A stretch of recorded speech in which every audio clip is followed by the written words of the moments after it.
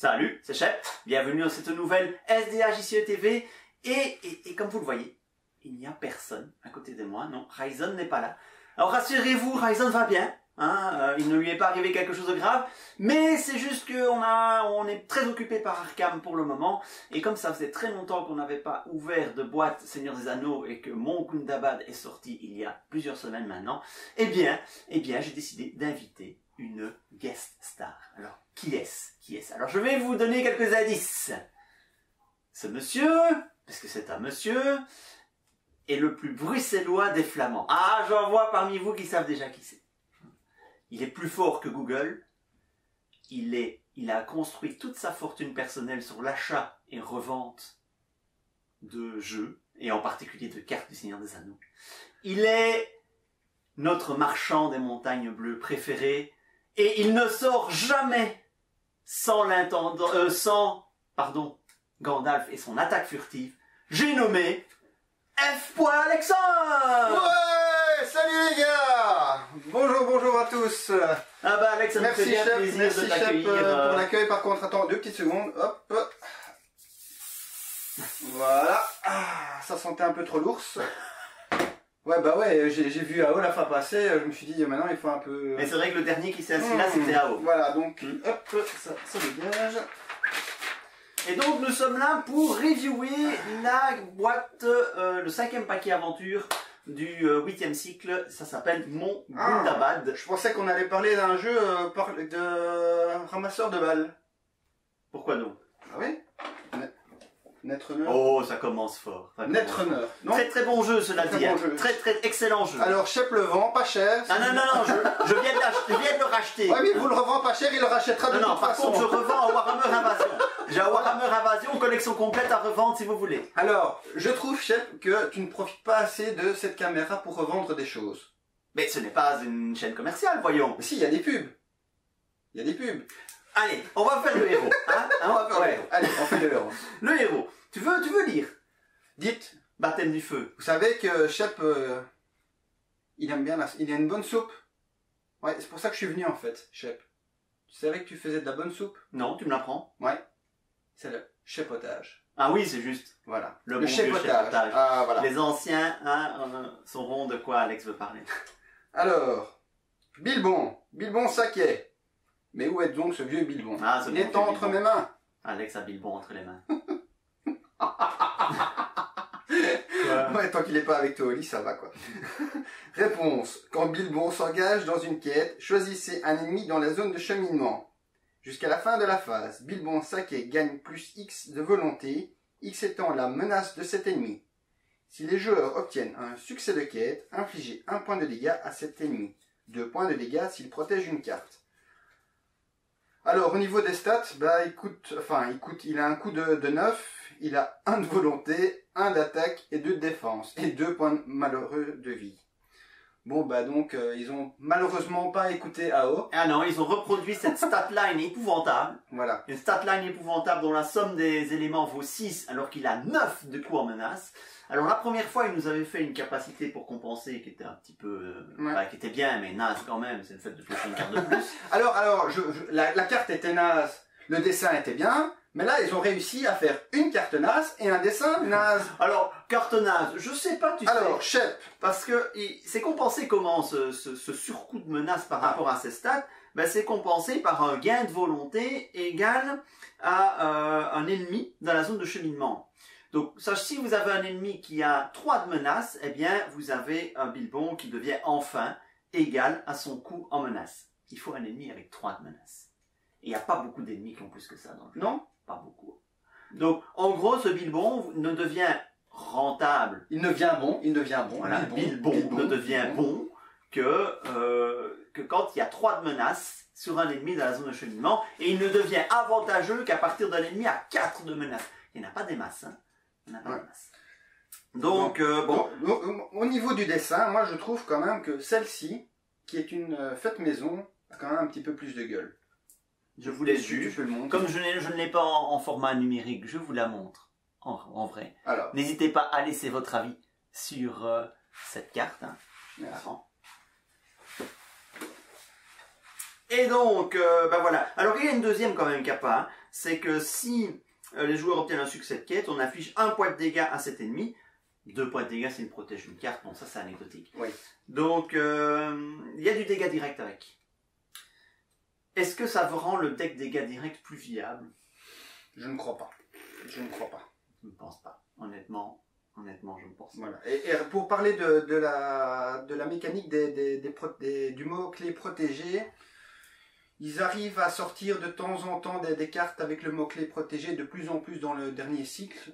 Je ne suis pas non plus convaincu. Bon, il y a 1 ou 2 cartes qu'on pourrait mettre à la limite, mais j'ai pas l'impression que c'est un must-have dans les decks, quoi. Je suis en train de réfléchir à Bilbon Saké dans un monotactique avec Théoden. Il pourrait devenir intéressant parce qu'il part avec minimum 2 de volonté, voire plus s'il y a des 5. ennemis. Il peut monter à 5, 4-5 très 4-5, facilement, voire 6 s'il y a un ennemi avec 4 de menace. Donc là, ça peut devenir intéressant pour rendre un monotactique capable de quêter. Mais le problème, c'est que si tu mets ça dans un monotactique, ça n'a pas beaucoup de solutions au niveau du combat ou quoi que ce soit d'autre, quoi. Donc c'est ça le problème de ce Maintenant, peut-être peut-être effectivement avec Théoden et alors notre héroïne nationale. Ben écoute, Là, Théoden et pourrait... Owen Bilbon, ça peut monter très très haut en volonté. Tout à fait. Ben, Théoden et Owen, déjà, eux deux, ils sont à 8. Hein. Ouais. Plus lui, ça fait 10. S'il y a un ennemi et ne fait qu'à 2 de menace, ben, ça fait 12. Ça devient, je veux dire, tout à fait honnête pour un deck monotactique. Donc c'est vrai que je vous ai présenté il n'y a pas longtemps, ou je vais vous présenter, ça dépend de l'ordre dans lequel je publierai les vidéos, un deck monotactique. Et lui, c'est vrai que pourrait éventuellement être envisagé, mais j'ai envie de dire, sa plus-value est quand même trop aléatoire. Si tu pioches des lieux, ben, tu l'as dans le cul, quoi. Si tu pioches des lieux. C'est vulgaire votre émission, c'est quoi ça, dans le cul Quoi, un Q, c'est une lettre qui se situe après le P et avant le R.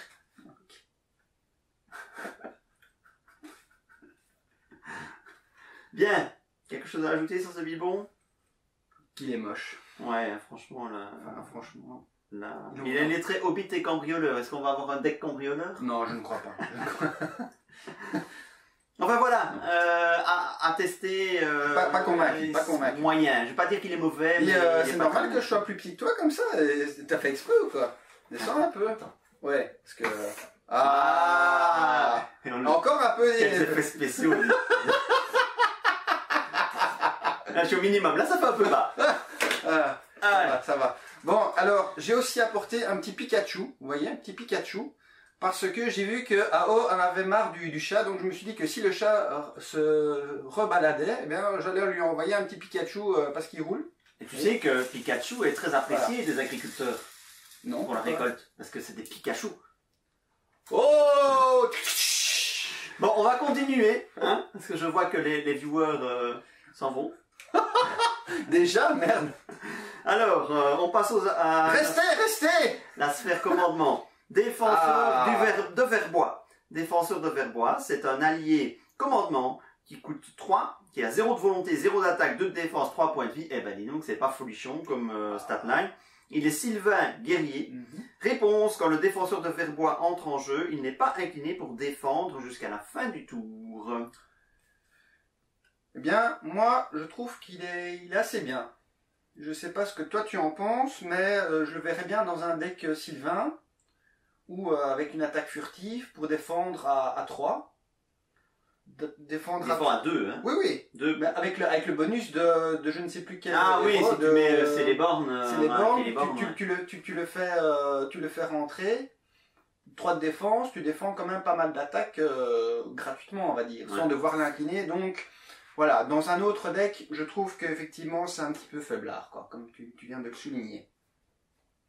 Voilà. Oui, je trouve que le problème, même dans un Sylvain, c'est que ça coûte 3. Oui, voilà. Et donc c'est très cher pour un défenseur qui finalement est très moyen. Voilà. Il va défendre une attaque jusqu'à 4. Et puis, c'est quand même pas énorme, quoi. Avec attaque furtive, vaut mieux quand même jouer Gandalf, n'est-ce pas? Oui, bien sûr. Absolument. Écoute, il n'y a pas beaucoup de candidats pour remplacer Gandalf sur l'attaque furtive, soyons honnêtes. Il y en a pas. Il y en a, mais peu. Mais ce n'est pas le sujet de la conversation aujourd'hui. Non, mais franchement, il est pas. Enfin, en fait, pour quelqu'un qui peut tanker une attaque à 4, je préfère un défenseur du ramasse. Le défenseur du ramasse, l'allié tactique qui a 4 de défense et 1 point de vie. Ben lui, il défend une attaque à 4, mais il coûte que 2. Certes, il a qu'un point de vie, mais lui, il défend à 2. Bon, maintenant, il faut compter sur les bonus, évidemment, fournis dans le deck Sylvain. Mais même avec ces bonus-là, ça coûte 3, c'est cher. Donc tu sais pas faire jumper ça comme tu veux. Non. Donc, on est d'accord. Voilà, je pense pas que c'est une carte qui est indispensable à rentrer dans un deck Sylvain. On a déjà, même si Sylvain manque de défense. C'est vrai que Sylvain manque de défense. Voilà. Et puis le ramasse, ça fait pas très Sylvain. Si tu veux jouer un deck, allez, de la... Bien sûr. De la race, voilà, il pourrait rentrer. Maintenant, c'est vrai que 3, c'est très cher. À voir, c'est cher. Même si c'est la sphère de la thune, même s'il y a Roi des Elfes, ça fait quand même cher. Et puis il y a l'intendant, hein. N'oubliez pas l'intendant. Ça fait pas très Sylvain non plus, tu sais. On s'en fout. C'est de la pognasse. Alors, vas-y, c'est à toi. Alors, le guide elfe. Action. Ramenez dans votre main un allié Sylvain que vous contrôlez pour choisir un héros. Ajoutez une ressource à la réserve de ce héros. Ah bah écoute, un générateur de ressources en Sylvain. C'est un générateur de jump aussi. Tu ramènes dans ta main, c'est pour faire jumper quoi. C'est une solution de plus pour ramener des Sylvains dans ta main. Ouais. Moi je pense... L'avantage c'est qu'elle coûte 0. Ça c'est déjà un bel avantage. Ça c'est vrai que c'est gratuit. Maintenant, je ne suis pas convaincu de cette carte. Ben, moi je n'ai jamais beaucoup joué Sylvain. Moi non sais plus. bien que Sylvain c'est pas mon archétype favori. Maintenant, ceci dans un jump Sylvain, tu ramènes un Sylvain dans ta main, tu gagnes une ressource, ça alimente la mécanique de jump. Maintenant, est-ce que c'est nécessaire d'avoir une carte de jump en plus? Voilà. Ça, c'est la question qui est posée. Hein? Mais voilà, mais c'est potentiellement intéressant. Tu ramènes un Sylvain dans ta main, ce qui est avantageux dans un deck Sylvain, et tu gagnes une ressource. Donc, t'as bluffé sur la carte? C'est moi? Non, c'est moi? nous. Bah, c'est pas grave. Un petit peu de patrimoine génétique sur la carte lui donne plus de valeur. Sauf que Shep n'a pas encore slivé sa carte. Donc, il est en train de se dire merde. Je ne suis pas Ryzen. Bon, ça c'est fait. Ryzen, t'as entendu, hein? Ah non, mais Ryzen, qu'est-ce que tu fais? J'ai déjà senti Ryzen se crisper quand on review ses cartes et que je commence à m'emballer. Ce sont ses cartes à lui? Non, c'est les miennes. Mais quand on review chez lui et que ce sont ses cartes, eh ben, que je m'emballe, je l'ai déjà senti se crisper un peu à côté de moi, hein, parce que je m'emballe avec une de ses cartes en main, et donc voilà. Ce guide elfe, honnêtement, ce guide elfe, moi, dans un deck Sylvain, je le testerai, mais il faudrait encore que je teste un jour un deck Sylvain. Ça fait combien de temps que tu joues au jeu, Shep? 8 ans. Ouais, et t'as toujours pas joué à deck Sylvain? Non. Bon, bah allez, Titus, le prochain event, tu sais ce que tu dois lui mettre. On va le coller du Sylvain. Parce que tu m'as foutu du Hobbit, hein, merci, hein. Alors, carte suivante. Dar. Ah, une Dardar. Joli. Je l'avais pas fait exprès. Non.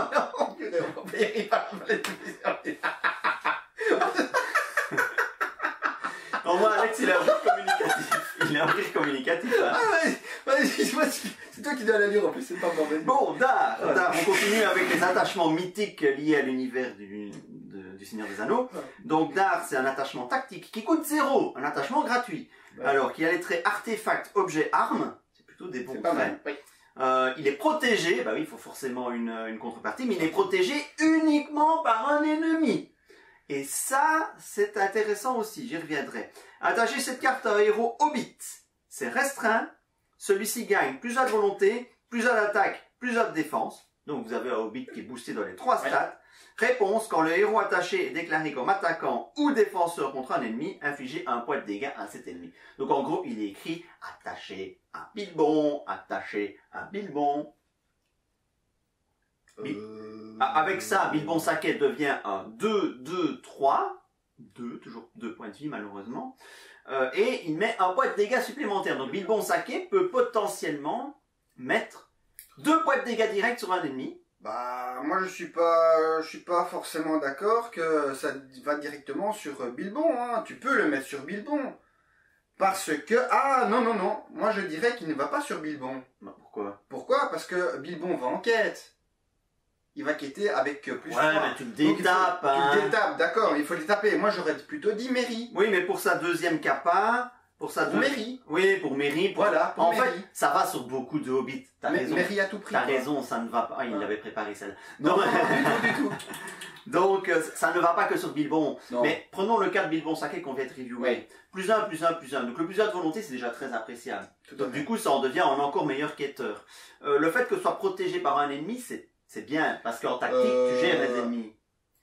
Oui. En tactique, tu gères les ennemis. Lui, il est capable de mettre 2 points de dégâts directs à des ennemis qui protègent une carte. Ah, oui. Donc, honnêtement, c'est vraiment une carte qui est un peu designée pour Bilbon, même si ça C'est peut vrai. entrer sur un autre C'est Hobbit. vrai. C'est designé pour Bilbon. Et puis, l'effet qui se coule, si tu arrives à le détaper et le faire attaquer ou défendre, ben boum, encore un point de dégâts directs supplémentaire. Et regarde comme ça, regarde, on dirait Ça que je suis chauve. Ça commence à... Non, on dirait que je suis chauve. En fait, je Quoi, tu ne l'es pas? Ah non, c'est vrai. Ok. Non, c'est vrai. Ouais. C'est vrai, on dit qu'il est chauve, mais c'est Ouais, pas non, vrai. c'est pas vrai. C'est pas vrai. Donc, maintenant, c'est vrai que ça peut s'envisager sur d'autres Hobbits. Un Sam Gamgee, qui se retrouve avec un plus un, plus un, plus un. Et puis, quand il se détape, il a plus un, plus un, plus un. Ah Et- ouais, ça commence à compter. Ça hein. commence, bon, maintenant il faut mettre du rouge dans un deck avec Sam Gamgee, mais voilà. Bah, je pense que JF Magic va jouer Sam Gamgee, donc peut-être qu'il va sortir cette carte, on ne sait pas, on verra. Peut-être, samedi. mais le souci dans un deck Sam Gamgee, ça va rester, c'était de se protéger ennemi. Moi je vois ça dans un deck avec Bilbon Saké et pas dans un deck Hobbit. Moi je vois ça dans un deck où Bilbon Saké, Ah oui, oui, il doit, oui. d'autres héros plus costauds, et Il pas faut du forcément costaud, un deck quoi, il Hobbit. faut du costaud. Mais enfin, apparemment, avec Sam, c'est possible aussi d'avoir Bien un deck sûr. costaud. Hein. Ah oui, Voilà. oui, bien sûr. Voilà. Mais, Mais, ça prend un peu de temps, le deck costaud à Hobbit. Donc avant que tu n'aies ça d'attacher à Sam, ça prendra un peu de temps. Avec Bilbon Saké, avec les dégâts directs, ça peut, je vais dire, aller vite si l'ennemi n'a pas trop de points de vie. Non. Évidemment, si tu as le malheur d'attacher un troll à ça, t'attendras 5 tours, hein. Je veux juste voir. Moi, je pense que c'est une carte intéressante. En fait, j'ai pas pensé à ces cartes-là du monde Gundabad pour mon deck monotactique, mais je suis vraiment en train de me dire que je remplacerais bien Irgon par ça dans mon deck monotactique. Par Bilbon Saké et Dar. Mais, Je peux revoir, s'il te plaît, la carte du héros? Elle est derrière. Elle est derrière. Elle est dans le fond. Bah, ah, elle est ici. Attends. Ouais, dans un monotactique solo, voilà, ça, avec Bilbon Saké, franchement, ça peut le faire. Ah, c'est dommage, parce que je regardais un petit peu la carte, c'est vrai que je m'étais dit, le chasseur du Dundin, ça aurait été bien dans un deck comme ça. Malheureusement, ici, je vois que Bilbon, c'est dans la zone de cheminement. Ah, quoique, non, c'est bien. Infliger un point de dégâts à cet ennemi. Mais l'ennemi dans la zone de cheminement. Donc, le chasseur de Dundin ne rentrerait pas vraiment dans cette tactique-là. Bah, parce que qu'il c'est va encore un arriver- autre ennemi. Oui, c'est ça. Et puis, il viendra chez toi directement, donc tu pourras pas lui mettre des dégâts... Ah oui, non, bien Voilà, sûr. c'était Dans ça. la zone de c'était- cheminement. voilà, ouais. ouais, c'est ça que je Mais bon, vérifie. voilà, ce Dar avec Bilbon Saké, c'est plutôt bon. Ouais. Voir sur un autre Hobbit, mais alors faut gérer l'ennemi protégé. Mais avec Bilbon Saké, ça semble naturel de gérer l'ennemi protégé dans la zone de cheminement. Ouais. Donc, honnêtement, ça commence à m'inspirer, ce Bilbon. Allez, la carte suivante. Une rondache qui coûte 0. Il a les traits objet armure. Attacher cette carte à un personnage. Cet attachement est restreint. Réponse. Quand un effet ombre est déclenché durant un combat, inclinez la rondage pour donner plus... Quoi? Tu descends, pourquoi tu redescends tout d'un coup? Parce que pour essayer d'équilibrer nos... Tu as ton droit aussi. Ouais, Ah, excuse-moi. maintenant t'es plus grand, ça va pas. Ah, Bon, allez, maintenant je termine parce que... Toi, tu t'étonnes que t'as pas beaucoup de viewers. On fait des conneries avec ces vidéos, quoi. Bon, moi, KO quand même. je te rappelle que comme sur YouTube, je ne classe plus les vidéos de la SDH TV dans jeu, je les classe dans divertissement. Allez, bon, soit, rondage. Réponse. Quand un effet ombre est déclenché durant un combat, inclinez la rondage pour donner 2 de défense au personnage attaché cette attaque. Moi, je suis... bof. C'est encore une carte restreinte. Il y a déjà le bouclier du Gondor qui, bon, certes, ne coûte 1 alors que celle-ci est à 0. J'aurais préféré avoir une défense, comme c'est le cas ici, mais pouvoir redresser la carte. C'était peut-être un peu trop...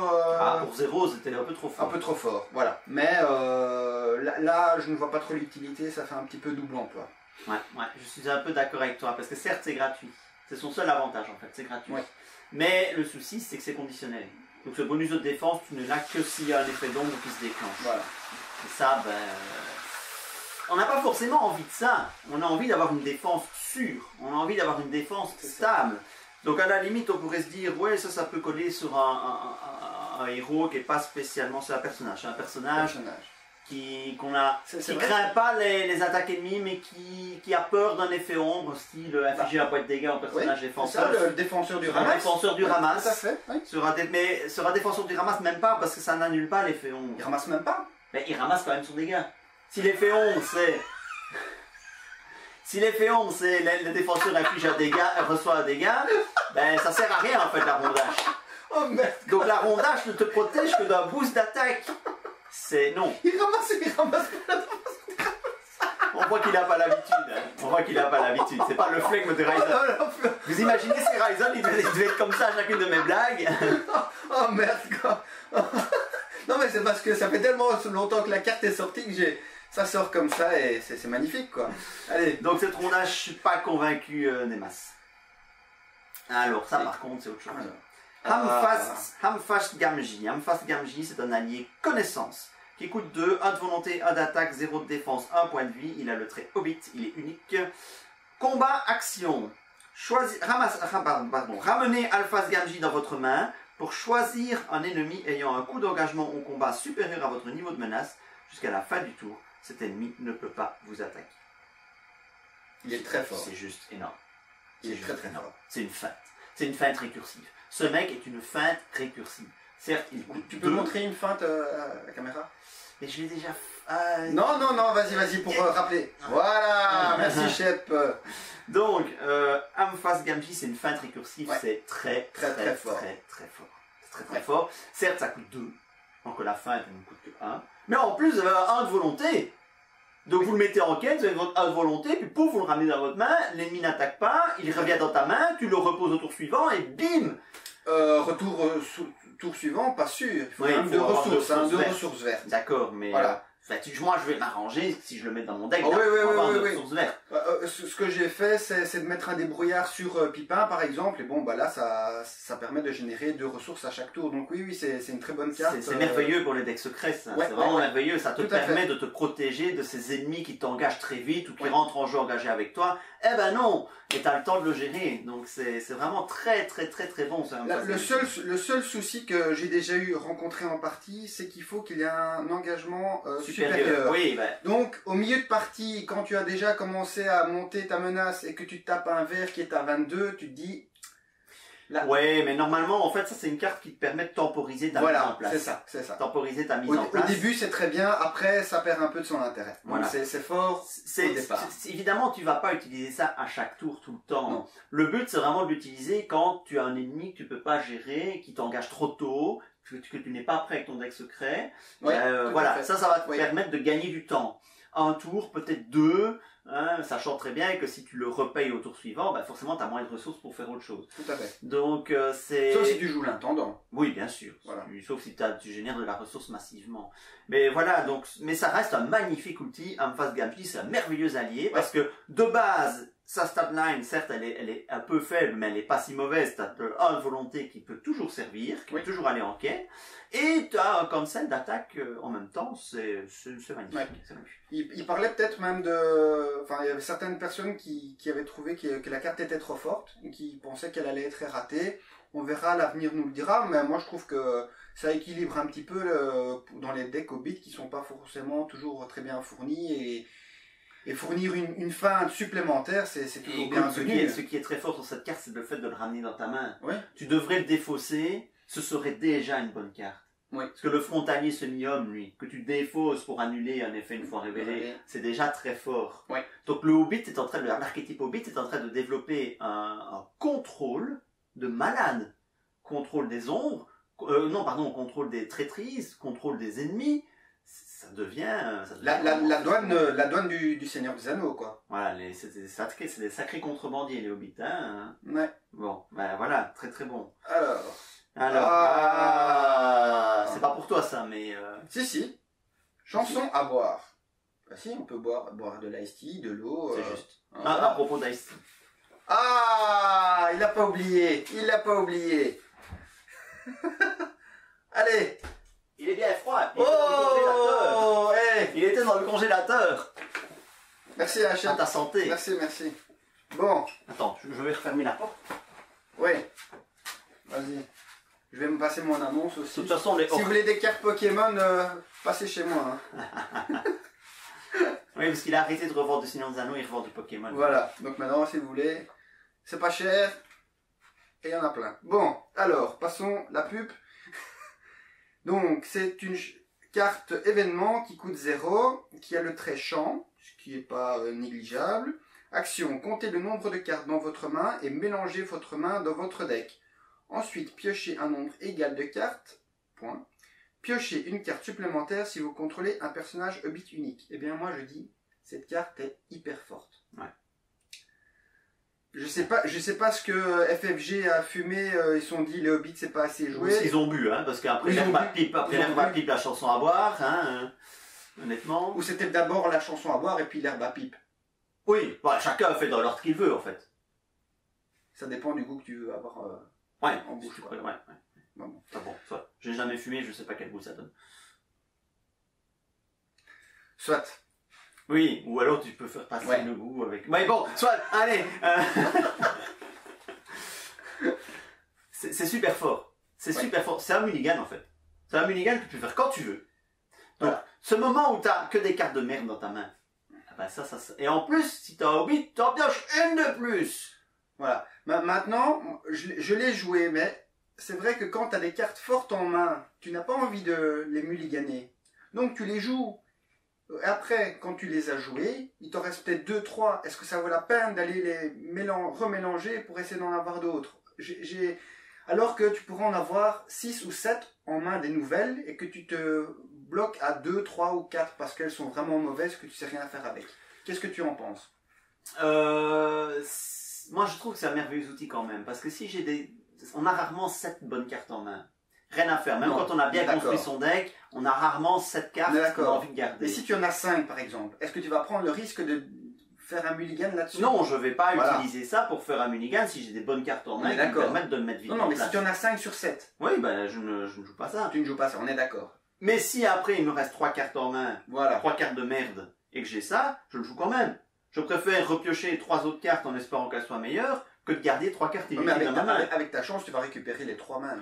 Ouais, mais bon, ça vaut pour tous les piocheurs, ça vaut pour... Non, t'es le seul à faire des double 1 ou 3D, hein. Oui, triple, 3 fois. Triple. J'ai fait 3 fois le double 1 ou 3D. Ouais, mais 2 fois d'affilée. 3 fois d'affilée. 3 fois d'affilée. Je l'ai fait 3 fois d'affilée. Eh bien. Je dois être dans les annales du bar. Oui, enfin, du moment que c'est que l'acteur. Ouais.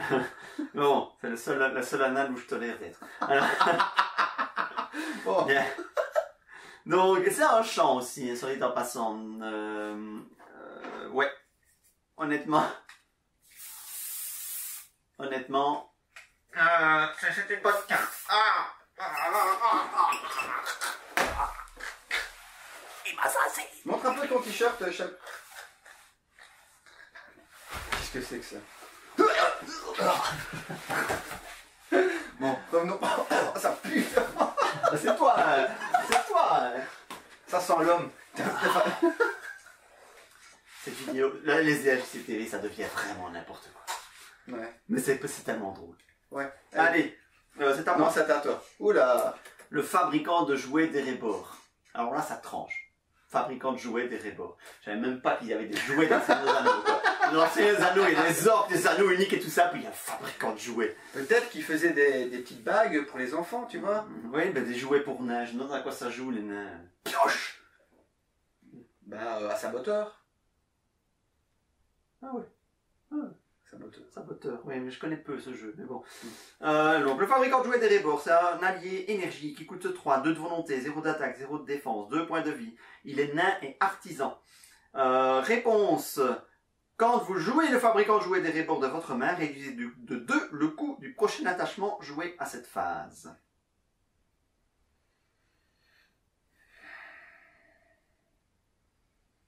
C'est une carte difficile à reviewer, je trouve.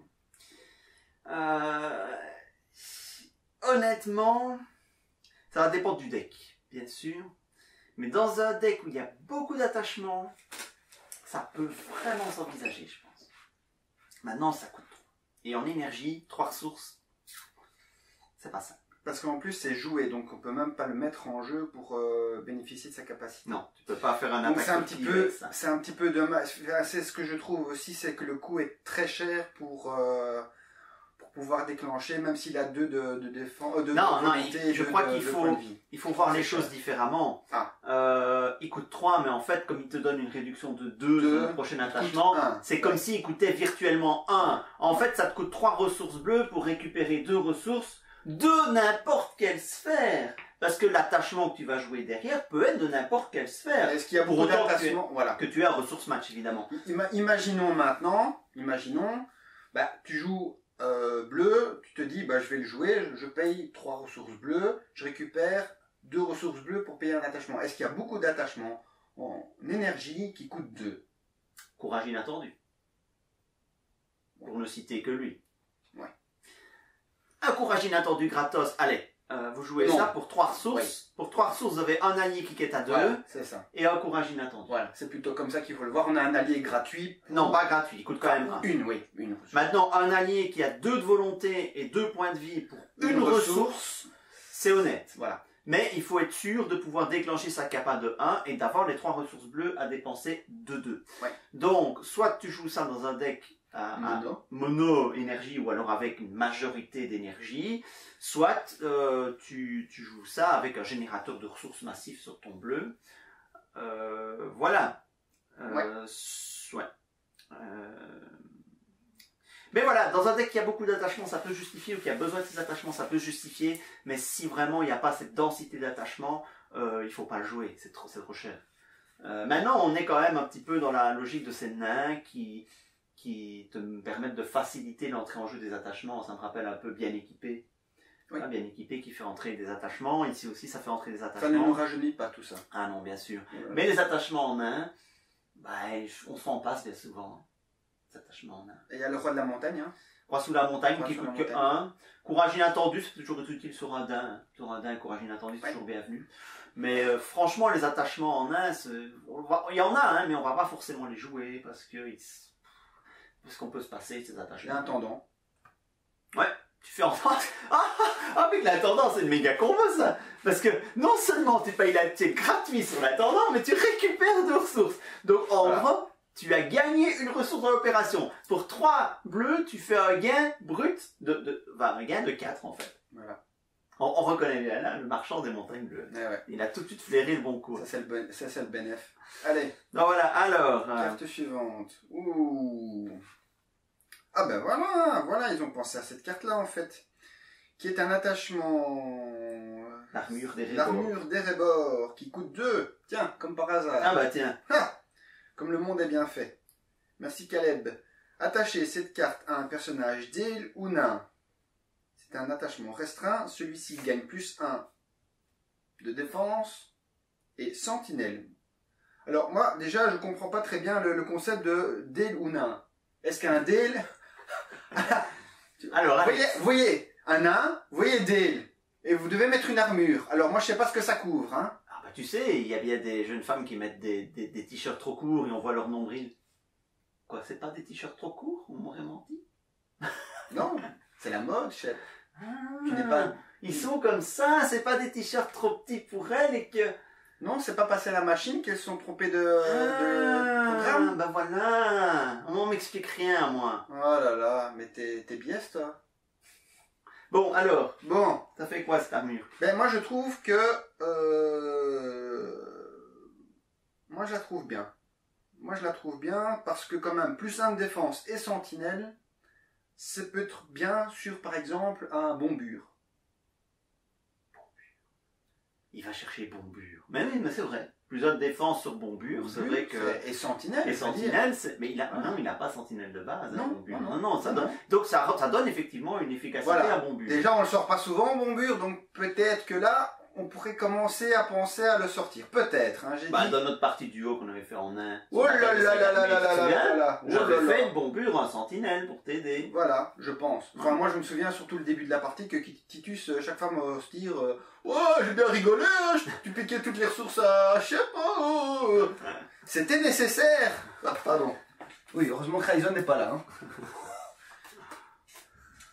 Voilà. Donc, plusieurs armures et sentinelles. Bon, ben oui, ben voilà. En fait, honnêtement, cette carte, pour 2, je la paye pas à 2. Je la paye pas à 2. Plusieurs défenses et sentinelles, je paye pas à 2. Enfin, tu vas me dire...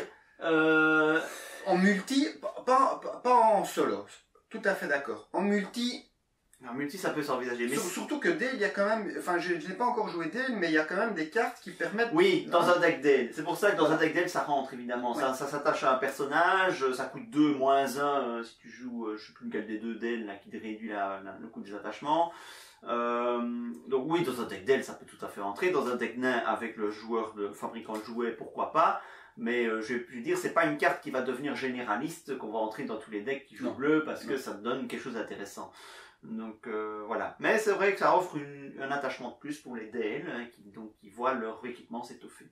Ah, la carte. Ça, pour moi, c'est la carte la plus forte. Elle est de nouveau moche, hein, je sais pas ce qu'ils ont fait. Oui, au niveau des illustrations, on sent qu'ils font des économies sur les illustrateurs. En tout cas, c'est une question de goût, évidemment. Hein. Voilà. Mais on a perdu un petit peu le côté photoréaliste du début vers un côté beaucoup plus cartoonesque, qui moi me plaît moins. Maintenant, je sais bien que le cartoon est beaucoup plus à la mode aujourd'hui qu'il y a quelques années.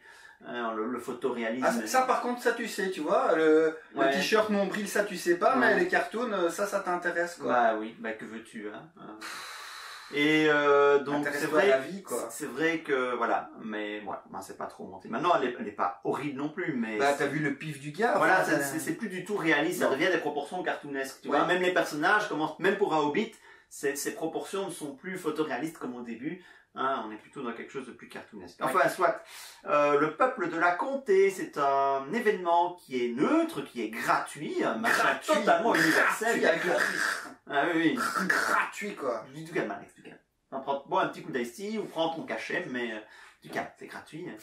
Et alors, qu'est-ce qu'on a quand c'est gratuit? Vous ne pouvez jouer. Qu'est-ce qu'on a quand c'est gratuit? Vous ne pouvez jouer cette carte que si chacun de vos héros est un Hobbit. Bon, voilà, ça restreint au deck mono Hobbit. Hein, là, c'est clair. Action. Diminuez de 4 votre niveau de menace. Attends, chef. Tu t'es trompé. 4 niveaux de menace. C'est pas 4 comme ça, c'est 4 comme ça. 4. C'est hyper fort, ça. Super fort. Non, c'est hyper. Hyper, c'est plus que super. On se comprend, quoi. C'est méga fort. C'est giga fort. Wow. C'est péta fort. De quoi? Oui, parce que péta, c'est au-dessus de giga. Ah bon? Ouais.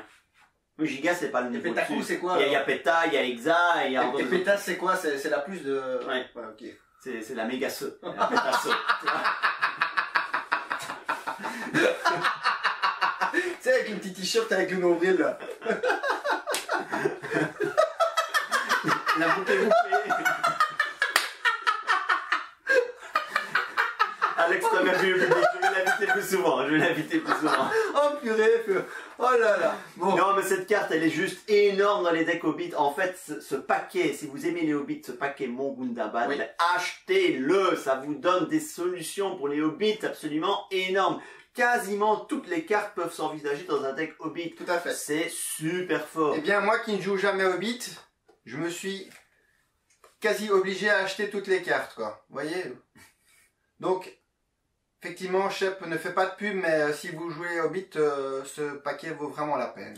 Au niveau scénario, je ne sais pas, ce sera peut-être... le scénario, on ne commande généralement pas le scénario sur les open de box, on le commande sur les rétro open de box. Donc voilà, donc finalement un paquet qui, si vous aimez les Hobbits, est un indispensable, un must-have. Pour le reste, c'est un paquet avec des cartes, j'ai envie de dire, dans la veine des paquets précédents. Donc il n'y a pas de carte ultime en général, mais il n'y a pas de carte vraiment pourrie non plus. Bah moi je trouve quand même que la carte ultime c'est l'événement, hein. Pour les Hobbits c'est... Oui, pour les Hobbits. Voilà, on est d'accord. Pour les Hobbits. Pour les Hobbits. Parce que tu mets ça dans un deck Gondor, ça ne te servira à rien. Non. Non. Puisqu'il n'y a pas de Hobbit Gondor. Voilà.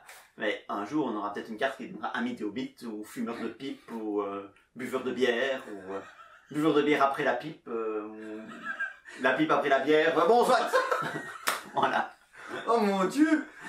Vivement que ça se finisse! Non, voilà. Allez, on ne va pas terminer tout de suite. Pourquoi? Parce que nous avons un événement à fêter.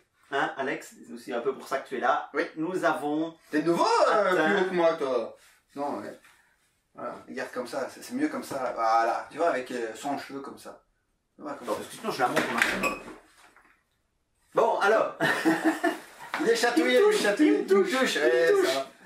Bon, alors. Faites des attouchements. Alors, donc on a atteint le cap des 1000 abonnés sur la chaîne. C'est génial. On attendait ça là depuis si longtemps. Ça fait presque 5 ans maintenant, 4 ans et demi que la chaîne existe. Ouais, j'avais d'ailleurs lancé un petit boost hein, pour essayer d'y arriver. On a eu quelques abonnés supplémentaires, mais c'est vraiment... Tu me laisses parler, ouais? Vas-y. Non, de Dieu. Donc je trouve que c'est vraiment formidable qu'après 8 ans, combien tu m'as dit 5 ans ou 8 ans 4 ans. 4 ans. Ouais. Bien 4 ans de chaîne, qu'on arrive toujours à avoir de nouveaux abonnés, de nouveaux joueurs aux events. J'emmerde Shep et Shep, je te laisse la parole maintenant. Donc, pour fêter ça, un petit jeu concours hein, pour vous les fidèles parmi les fidèles. Si vous avez bien regardé cette vidéo, eh bien, vous allez pouvoir répondre aux questions suivantes. Parce que pour pouvoir gagner le concours, il va falloir répondre aux questions bonus. J'ai la première question, mais qui est un peu la question subsidiaire. Un peu celle qui fait les vas-y, pose une question. Vas-y, pose des questions. Alex va vous proposer des questions. Alors, slip? Ah oui, la question subsidiaire. Ou rien du tout chez Shep? Ah! Bonne question, hein? Et donc, nous allons vous poser des questions. Et qui a-t-il à gagner, Alex? Alors, je ne sais pas où elles sont. Elles sont barrées, les cartes. Elles sont je sais pas, elles sont barrées. Donc, on vous offrira une carte dédicacée des héros de la boîte de base par toute l'équipe SDA, JCE, TV. Voilà, toute l'équipe, on va vous signer la carte et on va vous l'envoyer à nos frais par la poste. Oui, on sait, c'est totalement inutile, mais on trouve ça rigolo. Donc, si vous avez envie d'avoir des pièces collector à la maison, répondez aux questions du concours. Voilà, je ne sais plus quelles étaient les questions, donc je te laisse alors les poser. 3 questions. Première question. Indiquez le timestamp au moment où Pikachu apparaît à l'écran. Le premier, hein, le premier. Première apparition de Pikachu, donc le timestamp, c'est le temps dans la vidéo. Ouais. Quand apparaît Pikachu. Alors, ne confondez pas Pikachu, confondez pas Pikachu et Pikachat, hein. Parce que, il m'a sorti un Pikachat, on était mort, quoi. Alors, deuxième question, parce qu'il n'y en a pas une de question. Ah non, c'est trop facile. Deuxième question. Qu'est-il écrit dans mon dos? Un t-shirt spécial qu'Alex nous avait confectionné. Hein. Et alors, troisième question subsidiaire. Combien de fois ai-je remonté ou descendu ma chaise? Ouh là là là là là là là là là là. Ouh là là là. Tu comprends maintenant pourquoi je l'ai fait? C'était pas pour me faire chier en fait. Non. J'avais en tête cette question. Oh! Et voilà, donc répondez aux 3 questions et à la question subsidiaire d'Alex en dessous. Et nous, s'il y a plusieurs bonnes réponses... il fallait aussi répondre à ma question subsidiaire. Non, c'était pour déconner. Hein. Oui, mais si vous êtes slip, boxer ou non, bien... Non, c'est Shep, hein, c'est Shep, hein, on s'en fout de vous. Moi, je sais ce que vous avez. Hein. Donc... Moi, n'hésitez pas à commenter. Donc, c'était une vidéo un petit peu spéciale pour ce 1000e abonné. On a voulu marquer le coup en faisant une vidéo un petit peu plus longue, un petit peu plus spéciale, un petit peu plus fun. Et on fête quand même nos 5 ans du premier event, hein. C'est vrai, hein, c'était il y a 5 ans. RN 2014, c'était la première rencontre où on s'est vu en France. Ah oui, on s'est rencontrés pour la première fois. Oui. Dans le train, tout à fait, effectivement, qui nous menait à Paris. Les gens ils s'en foutent. Rencontre 2014, c'est nos 5 ans. 5 ans. Pour la petite histoire, c'est grâce à Alex finalement que la communauté belge s'est développée, hein, parce que c'est lui qui a été le grand moteur de développement de cette communauté belge. Et donc on se voit encore régulièrement, tous les 3 mois en fait, il y a un événement en Belgique. Donc si vous êtes intéressé, si vous êtes en Belgique ou pas loin, parce qu'on a beaucoup de Français maintenant qui viennent. Oui, c'est pour ça qu'on est de réputation internationale. Hein. Il y a pas mal de Français qui sont venus 1 fois, 2 fois, 3 fois. Fosgène, il a 13 ou 12 ou 13 fois. 10 fois s'il a un abonnement. Grosse Bissos, je t'aime. Et donc nos events sont ouverts à tout le monde, à tous les niveaux. On n'est pas là pour faire de la performance pure et dure. Ceux qui ont envie de venir avec un deck optimisé peuvent, bien sûr. Mais ceux qui sont débutants, qui n'ont pas une collection complète, qui ont juste envie de venir s'amuser, s'ils veulent des conseils de ma part pour le build de mon deck. Oui, enfin les conseils d'Alex se limitent à comment bien jouer Attaque Furtive Gordaf. Mais il est bon. Quand même. Voilà, allez, n'oubliez pas, si vous avez aimé les petits pouces levés, j'espère que vous avez aimé celle-ci. Et on se retrouve très bientôt pour la suite des aventures de la SDA JCE TV et en cap pour les 2000 abonnés. Allez, salut! Salut!